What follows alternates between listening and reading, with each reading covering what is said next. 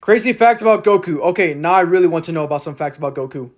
Okay, the first one, he copied the Kamehameha. I wouldn't say copied, more like he learned it. So when Master Roshi first used Kamehameha, it was to pretty much blow away the fire that was burning up the Ox King's castle and stuff.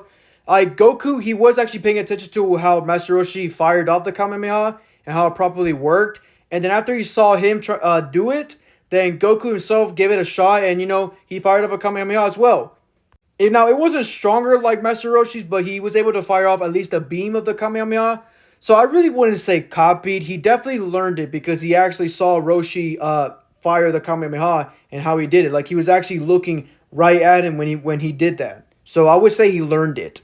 Okay, the second one, he has a weakness for needles. Yeah, I mean, in almost every series besides OG, like Z and a bit more ahead, even GT, he has clearly shown us that he has a weakness of needles, and he's afraid of needles. I mean, in the Namek arc, he awakens after getting beaten down by Vegeta. He sees a needle, he starts to freak out, starts to walk away from the Frieza ship despite being injured.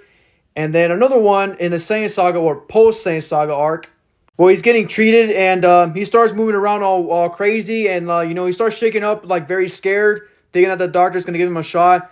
But in reality, they're just changing up his bandages, his paper bandages and stuff, try to give him new ones.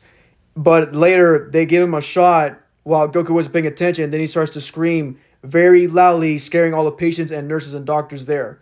And yeah, in GT, he was hiding under the chairs and stuff because he was afraid that they were going to give him a shot, even though they were there not for Goku. They were there for somebody else. And then Pan and Trunks start laughing at him. And then Goku's like, oh, they won't be laughing until they get the needle.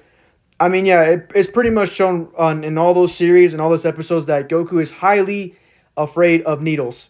And also his wife, Chi-Chi. Okay, third fact. He was destined for destruction. That is definitely facts. I mean, he's a Saiyan. And Raditz literally told him that they sent it to planet Earth so he can, cause destruction or mayhem or something. Take over the planet and, have it as your own or destroy it or something.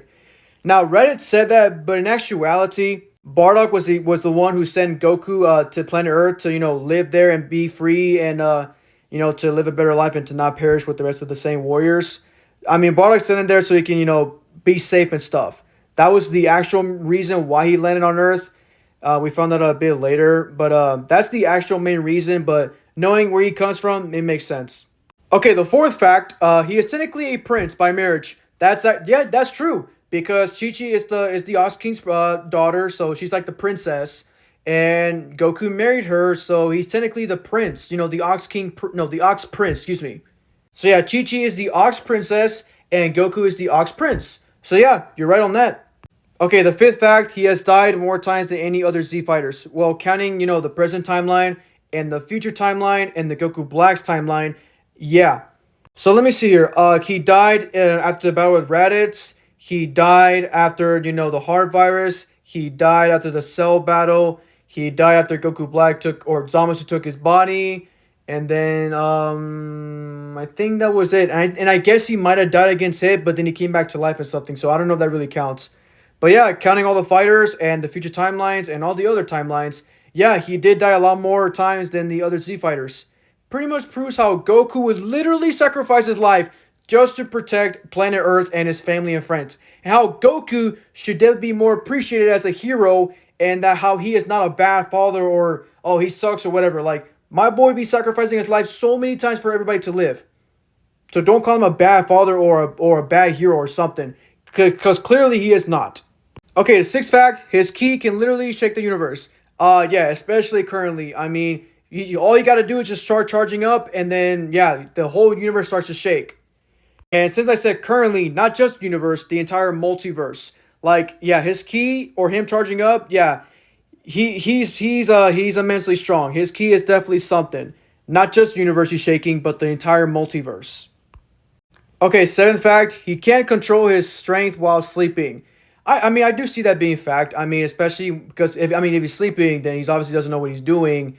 And then if he accidentally hits Chi-Chi, on the side of the face or something, like, he just smacks her, like, bop, and then she starts flying out of the house and stuff. And then, yeah, I mean, I definitely see this being true. I mean, knowing Goku, yeah, he definitely does this in his sleep. Okay, eighth fact. He has never technically defeated Vegeta in a fair fight. Okay, now listen to me, guys. Listen to me, guys, so you guys think this is not facts. This is actually facts. I mean, in the Saiyan Saga, Vegeta was obviously going to win until Gohan and Krillin interfered. And then, let's see, I guess in the Majin Vegeta fight, I mean, they were both neck and neck, but if Goku went Super Saiyan 3, then he definitely would have defeated Vegeta, and Vegeta did sneak attack Goku, so I don't really think that counts as a fair fight. And then they fought again in the superhero arc, and then Vegeta did defeat Goku, and they were both in his base form, so yeah.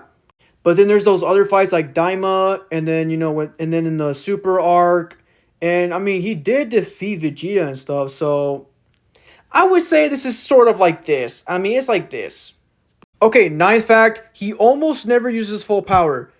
Well, at first he holds back his power, but when he knows that he needs to charge up and power up a lot more to, become on par with the enemy or to finish off the enemy, then yeah, he goes to his full power state whenever he has to do that. Whenever he has no more options and he needs to take the fight a lot more serious.